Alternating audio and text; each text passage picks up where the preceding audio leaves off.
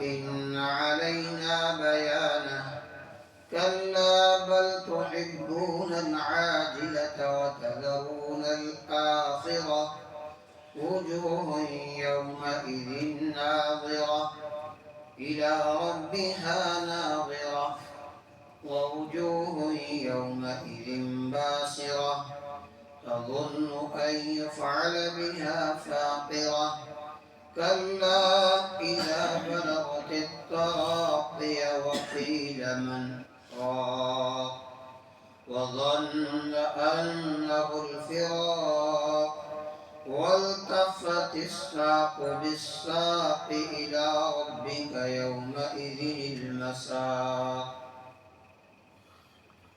سورة القیامہ کے پہلے رکوع کی آیات ہے. اس سے پہلی آیات میں قیامت کے منظر کو بیان کیا گیا ہے کہ اس وقت انسان کے اوپر کیا حالت طاری ہوگی، کس طرح انسان بدحواس ہوگا. انسان کہیں بھاگنے کی، کہیں پناہ لینے چھپنے کی جگہ تلاش کرے گا، لیکن اس دن نہ کہیں بھاگنے کی جگہ ملے گی، نہ کہیں کوئی پناہ لینے کی جگہ ملے گی. اور یہ بتایا گیا کہ تمہارے اعمال محفوظ کیے جا رہے ہیں. جس وقت تمہیں تمہارے رب کے پاس پہنچایا جائے گا، يُنَبَّأُ الْإِنسَانُ يَوْمَئِذٍ بِمَا قَدَّمَ وَأَخَّرَ، اس وقت انسان کو سب کچھ بتایا جائے گا اور انسان بھی خوب اپنے بارے میں جانتا ہوگا کیا کر کے آیا. اب جو اگلی آیت ہے اس میں حضور علیہ السلام کو تسلی دی گئی. بخاری شریف کے اندر روایت ہے جس وقت حضرت جبرائیل علیہ السلام وحی لے کر رحمت دو عالم صلی اللہ علیہ وسلم کے پاس آتے تھے، جبرائیل علیہ السلام جب قرآن پڑھ کے جو وحی آتی تھی وہ پڑھ کے سناتے تھے تو حضور صلی اللہ علیہ وسلم ان کے ساتھ ساتھ پڑھتے تھے تاکہ کوئی لفظ رہ نہ جائے، اس فکر میں کہ کوئی لفظ چھوٹ نہ جائے، رہ نہ جائے. تو اس لیے جبرائیل علیہ السلام کے ساتھ ساتھ ہی پڑھتے رہتے تھے.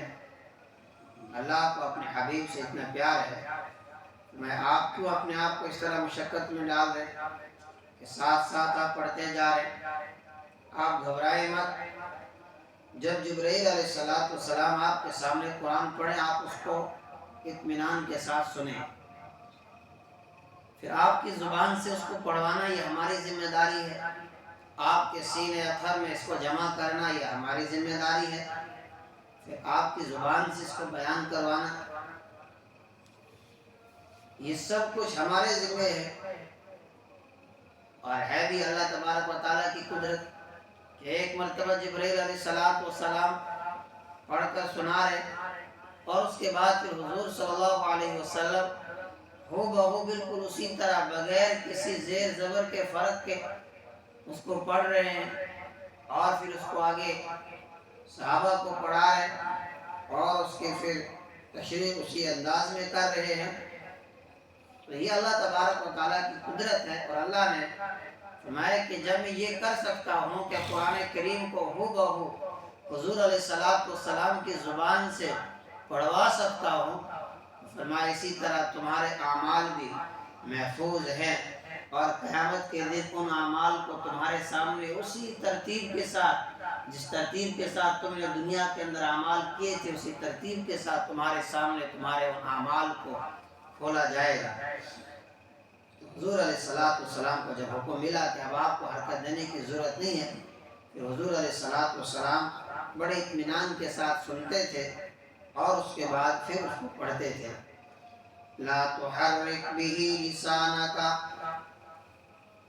آپ اس قرآن کے ساتھ لا تحرک به لسانک اپنی زبان کو حرکت نہ دیں، لتعجل به تاکہ آپ اس کے ساتھ جلدی کریں، یعنی تیزی کے ساتھ آپ اس کو پڑھنے کی کوشش کر رہے ہیں. آپ فکر نہ کریں، آپ اپنی زبان کو حرکت مت دیں، جلدی بچانے کی ضرورت نہیں ہے۔ ان علینا جمعہ، بے شک ہماری ذمہ داری ہے، ہمارے ذمہ ہے جمعہ، اسے جمع کرنا، وقرآن، اور اس کا پڑھا دینا بھی ہمارے ذمہ ہے۔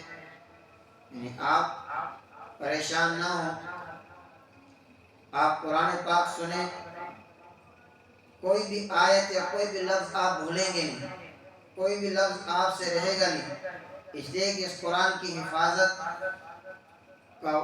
کی ذمہ داری ہماری ہے، اور بالکل اسی ترتیب کے ساتھ آپ کی زبان سے پڑھایا جائے گا اور آپ کے سینے اقدس میں اس کو جمع بھی کیا جائے گا۔ فَإِذَا قَرَأْنَاهُ فَاتَّبِعْ قُرْآنَهُ، جب ہم اس سے پڑھوا دیں تو آپ ان کے پڑھنے کی پیروی کیجیے، جب وہ پڑھ لیں اس کے بعد آپ پڑھیں، جس وقت وہ پڑھیں گے آپ بالکل خاموشی کے ساتھ، اطمینان کے ساتھ سنیں اس کو۔ ثم ان علینا بیانہ، ہمارے ذمہ ہے اس کو واضح کر دینا بھی۔ یہ قرآن مجید کی تفسیر سے متعلق ایک بہت اہم وضاحت کہ اس کی جو وضاحت ہے، اس کی جو تفہیم ہے، یہ بھی اللہ تبارک و تعالیٰ نے اپنے ذمہ لے رکھی ہے۔ حضور علیہ السلام فرمایا جا رہا ہے، ایک تو قرآن کریم کے الفاظ بالکل ہو بہو اسی طرح آپ کی زبان سے ہم پڑھوائیں گے، اور آپ کی زبان سے اس کی وضاحت کرانا، اس کی تفسیر بیان کروانا، اس کی تبیین، یہ سب ہماری ذمہ داری ہے۔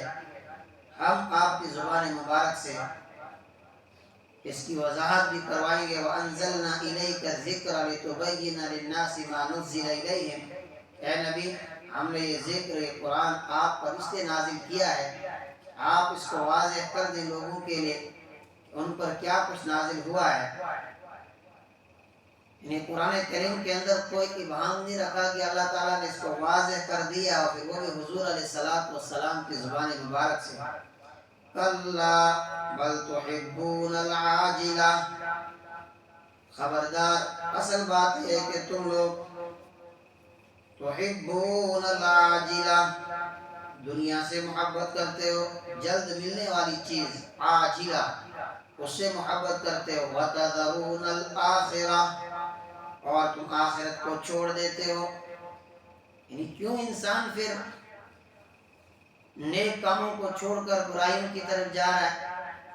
کیوں انسان آخرت کو جو ہے اللہ تبارک و تعالیٰ کی نافرمانی کر رہا ہے؟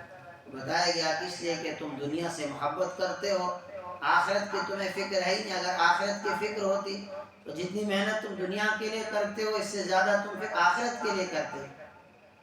اور آج جب انسان دیکھتا ہے تو وہ لوگ جو قیامت کے منکر ہیں ان کی بات نہیں ہو رہی، بات تو ان لوگوں کی کہ جو قیامت کو مان رہے ہیں، لیکن اس کے باوجود بھی وہ قیامت کے لیے، آخرت کے لیے کتنی تیاری کر رہے ہیں وہ ہم سب کو معلوم ہے کہ ہم خود کتنی کر رہے ہیں۔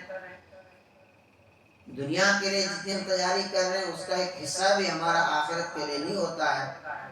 فرمایا یہی وجہ ہے کہ جب انسان اپنی آخرت کو بھول جاتا ہے اور دنیا کی محبت اس کے دل کے اندر آ جاتی ہے اور پھر وہ دنیا کے پیچھے ہر وقت بھاگتا رہتا ہے اور پھر انسان اللہ سے غافل ہو جاتا ہے۔ وجوہ یومئذ ناظرہ، فرمایا اس دن کچھ چہرے بہت تر و تازہ ہوں گے، کیونکہ قیامت کے دن اللہ تبارک و تعالیٰ کا دیدار بھی ہونا ہے۔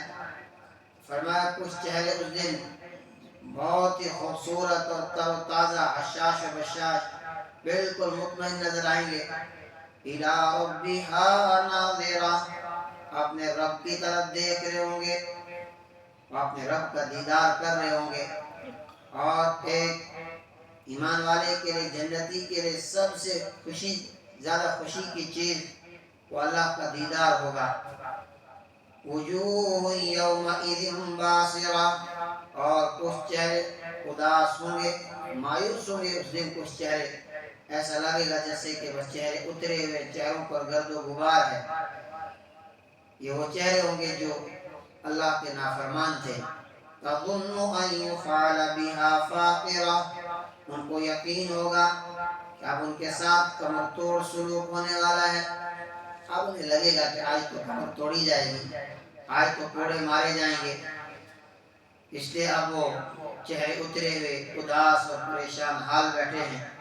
کلا اذا بلغت التراقی وقیل من راق, ہرگز نہیں جبکہ جان آ کر پھنس جاتی ہے ہنسلی میں. اب یہ موت کا منظر, اس کو قیامت صغریٰ بھی کہا جائے, اس کا نقشہ دکھایا جا رہا ہے. جس وقت انسان کو موت کا وقت آتا ہے اور انسان جان کنی کے عالم میں ہوتا ہے, اس کی روح نکل رہی ہوتی ہے, اور انسان اس وقت کس تکلیف میں ہوتا ہے جب جان نکل رہی ہوتی ہے. وقیل من راق, اور کہا جاتا ہے کوئی جھاڑ پھونک کرنے والا.